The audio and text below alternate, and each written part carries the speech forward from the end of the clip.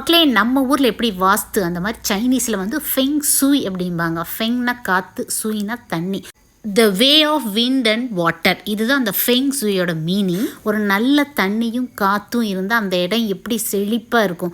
அந்த மாதிரி தாங்க இந்த ஜேடு பிளான்ட்டை வந்து சைனீஸ் வந்து கொண்டாடுவாங்க. ஆனால் நம்ம ஊரில் இதை சும்மா ஒரு ஆர்னமெண்டல் பிளான்ட்டாக, அதுவும் முக்கியமாக என் தோட்டத்தில் பார்த்தீங்கன்னா ஒரு பராமரிப்பே இல்லாமல் ஈஸியாக படர்ந்து வரக்கூடிய ஒரு செடி. ஒரு 3 இயர்ஸ் பேக் தான் இதை பற்றி தெரிஞ்சு நான் வாங்கி வச்சேன். எப்போன்னா இந்த கோவிட் சமயத்தில்.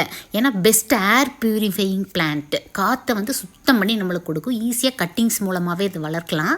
வீட்டில் முன்னாடி என்ட்ரன்ஸில் வைக்கும்போது நல்ல காற்று, பாசிட்டிவ் எனர்ஜி இதெல்லாம் நம்மளுக்கு கிடைக்கும் அப்படின்னு சைனீஸ் நம்புகிறாங்க.